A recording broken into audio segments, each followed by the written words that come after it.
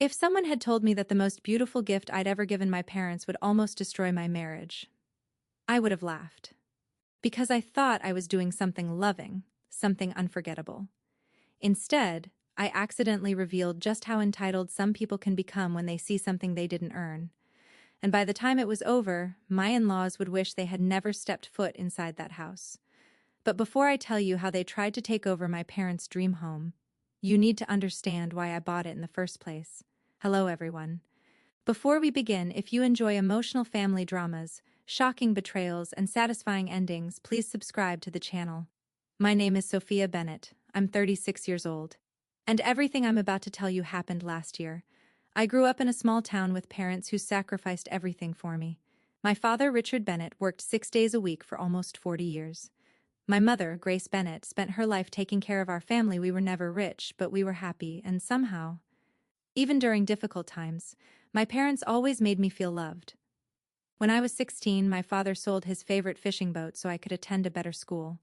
I didn't discover that truth until years later.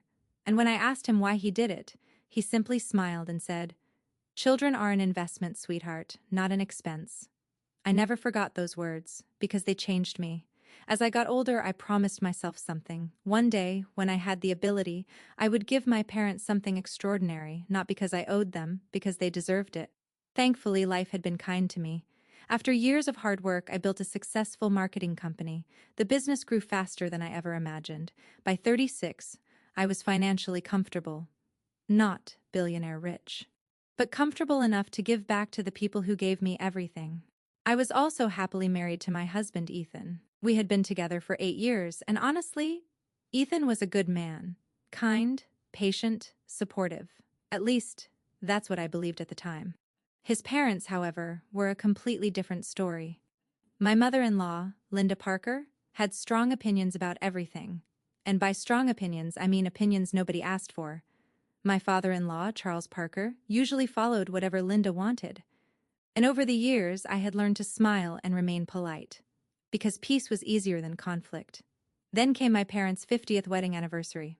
50 years, half a century together. I wanted to do something unforgettable, something worthy of two people who had spent their lives giving to others. So for almost 8 months, I secretly worked with a realtor, searching, planning, saving, waiting for the perfect opportunity, and eventually I founded a beautiful seaside home, white walls, large windows, a peaceful porch facing the ocean, a private garden, and a small dock where my father could finally fish again. The moment I saw it, I started crying, because I knew this was the one. I bought the house quietly, without telling anyone, not even my parents. I wanted it to be the surprise of their lives. And thankfully, Ethan supported the idea. He even helped me organize the anniversary celebration. At that moment, I felt incredibly lucky. The anniversary party was magical. Family members gathered. Friends shared stories. My parents looked happier than I'd seen them in years. Then came the moment I'd waited for. I handed my parents a small envelope. My mother smiled. "What's this?" I laughed. "Open it." I laughed, eyelashes, and as they read the papers, their faces changed completely. My mother burst into tears. My father simply sat there in silence, unable to speak. Then finally, he whispered, "Sophia, you bought us a house?" I nodded. And suddenly, both of my parents were crying. Honestly, it remains one of the happiest moments of my life. Everyone applauded. People hugged us. Even Ethan looked emotional. For a few minutes, everything felt perfect. Until my mother-in-law spoke. Linda looked at the documents, then looked at me. And with a smile that immediately made me uncomfortable, she said, "A beach house. How wonderful." Then she laughed softly, and added the sentence that would change everything. "We'll finally have somewhere nice to spend our summers." The room became strangely quiet. At first, I thought she was joking, so I laughed politely. But Linda didn't laugh back. Instead, she smiled confidently, as though she had already made plans. Then Charles joined in. "I've always wanted to retire near the ocean." My smile slowly disappeared, because suddenly, something felt wrong. Very wrong. But before I could respond, Ethan quickly changed the subject, and everyone moved on. Or at least, that's what I thought.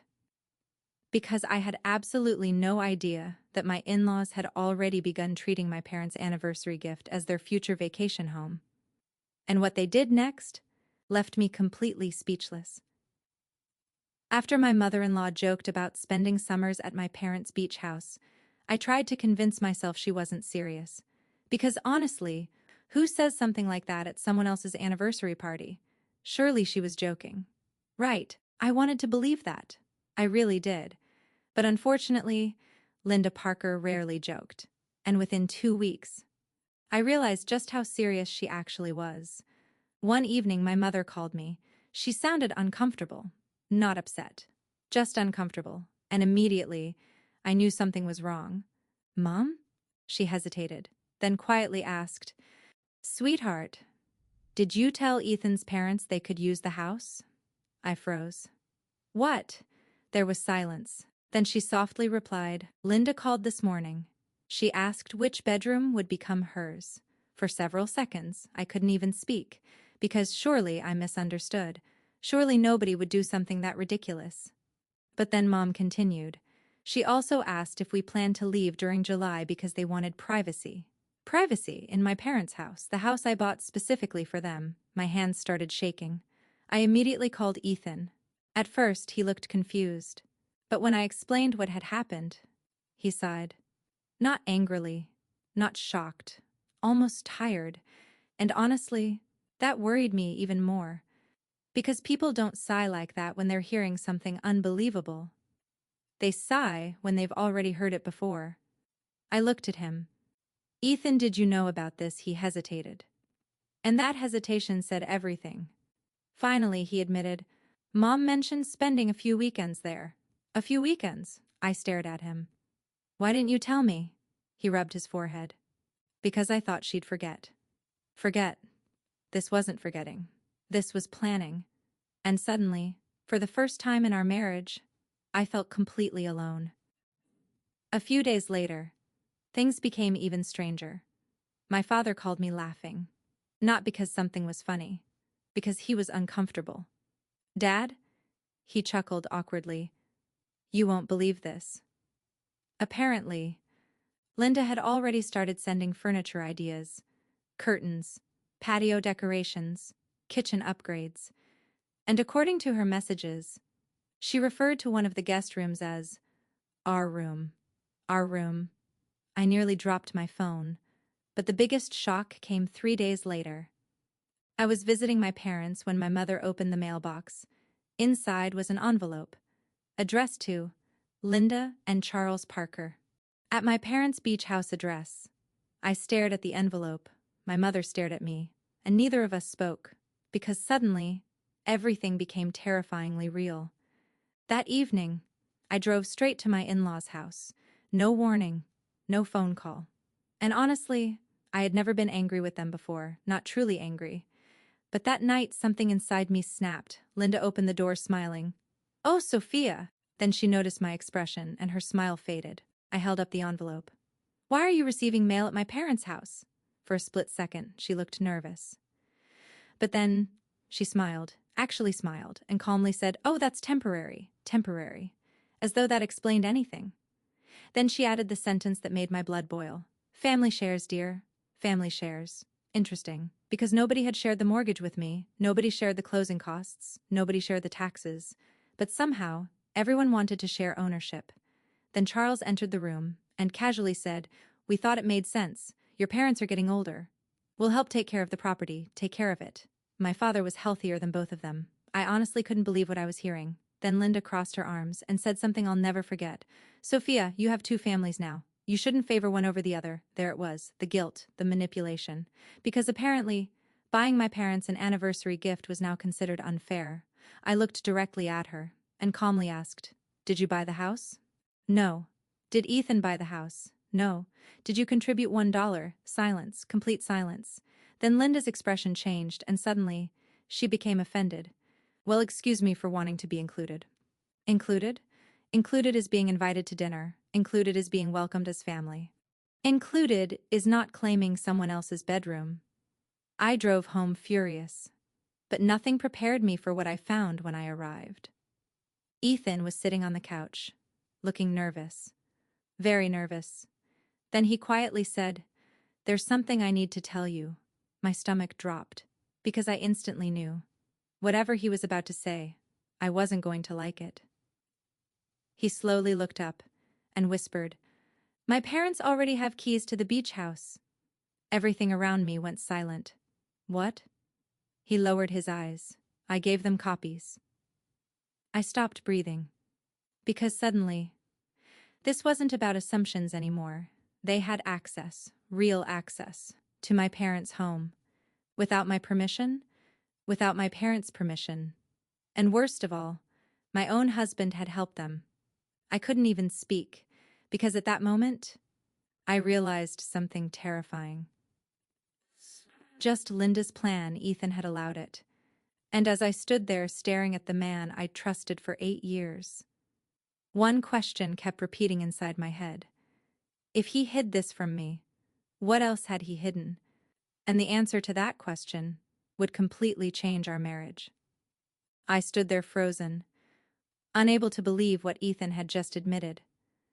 My husband, the man I had trusted for 8 years, had given his parents keys to my parents' dream home, without asking me, without asking my parents, without telling anyone. And honestly, I didn't know what hurt more, the betrayal, or the fact that he seemed surprised by my reaction. I stared at him. "You gave them keys?" He nodded slowly. "I didn't think it would become such a big issue." A big issue? I almost laughed. Because apparently, allowing someone access to property they didn't own wasn't a problem in his mind. Then I asked the question that changed everything. "When exactly did you give them the keys?"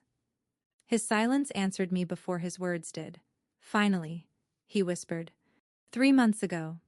3 months. 3 months. That meant he'd done it shortly after the anniversary party. Long before I knew anything. Long before my parents received those strange calls. And suddenly, I realized something. This wasn't spontaneous. This had been planned. Then Ethan quietly added, "Mom said she just wanted to feel included." Included. Again with that word, I looked at him. Included doesn't mean ownership. He lowered his head. But something still felt wrong. Very wrong. Because his body language told me he hadn't told me everything. And then, he finally confessed. "Sophia, they've already stayed there twice." My heart stopped. "What?" He closed his eyes. "While your parents were visiting your aunt in Arizona?" I couldn't breathe. Because suddenly images flooded my mind. My parents' private home, their memories, their sanctuary, occupied by people who had never been invited. Then came the final blow. Mom posted pictures online. I immediately grabbed my phone. And there they were, Linda and Charles, smiling on the balcony, drinking wine, watching the sunset, with captions like, "Our happy place, can't wait to retire here. Blessed with this beautiful home." Our home. Not Sophia's parents' home. Not Grace and Richard's home, their home. And honestly, that was the moment something inside me changed. The next morning, I drove straight to the beach house. My parents had no idea what had happened, because I refused to let them suffer, not after everything they'd done for me. When I arrived, I discovered something even worse. Linda and Charles were there, again, using their keys as though they belonged there. Linda smiled when she saw me. "Oh good, you're here." Then she laughed and said, "We were thinking about replacing the living room furniture." Replacing the furniture. Furniture my mother had personally chosen. Furniture connected to memories. I looked around and suddenly noticed several boxes. Boxes labeled Parker, master bedroom. My blood ran cold. Master bedroom? Not guest room, master bedroom. My parents' bedroom. I turned toward Ethan's mother and quietly asked, "What exactly are you doing?" Linda looked genuinely confused. "Preparing. Eventually your parents won't need all this space. Eventually." Those words hit me like a punch, because suddenly I understood. This wasn't about vacations. This wasn't about inclusion. This was about inheritance. They had already imagined a future where my parents disappeared, and they had already assigned themselves the rewards. Then Linda said something that I'll never forget. "Honestly, Sophia, someday this house will probably belong to you and Ethan anyway. We're just thinking ahead." Thinking ahead. At my parents' expense. At their mortality. I felt physically sick. Without saying another word, I picked up my phone and made one call. The realtor who had helped me buy the property. 20 minutes later, he arrived, along with a locksmith. Linda looked confused. Charles looked nervous. Then the locksmith walked straight to the front door and started changing every lock. Linda jumped up. "What are you doing?" I calmly answered, "Protecting my parents." She looked horrified. But our keys no longer work. For the first time since I'd known her, Linda had absolutely nothing to say. Then I turned toward Ethan, who had finally arrived. He looked exhausted, ashamed, broken, and honestly, I didn't recognize him anymore. I quietly handed him his own house keys and said, "If you can't protect my family, you don't get access to their home." The silence was deafening. For the first time, Ethan stood up to his parents. Really stood up. He looked at Linda and said, "Mom, this ends today." Linda burst into tears. Charles became angry. But Ethan didn't back down. Because finally, after 8 years, he saw exactly what I had been dealing with. Over the next few months, things changed. My in-laws stopped speaking to us. Honestly, it was peaceful. Ethan began therapy, and slowly, he admitted something painful. "I've spent my entire life trying to keep my parents happy. I forgot how to be a husband." Those words broke my heart, because I knew they were true. A year later, my parents still live in their dream beach house. Every morning, my father fishes from the dock. My mother tends her garden. And every anniversary, they remind me that the greatest gift wasn't the house. It was feeling loved. As for Ethan and me, we survived. Not because we ignored the problem, because we finally confronted it. And sometimes, that's the only way a marriage can survive. Today, whenever the first sit on that porch with my parents watching the waves crash against the shore, I remember something my father once told me. "Children are an investment, sweetheart, not an expense." And honestly, he was right. Because giving back to the people who sacrificed everything for you will never be a mistake. But allowing entitled people to take advantage of that love, that mistake, I will never make again. The end moral of the story: generosity should never be mistaken for permission. Loving your family doesn't mean allowing others to disrespect boundaries. The people who truly value you will protect what matters to you, not claim it as their own.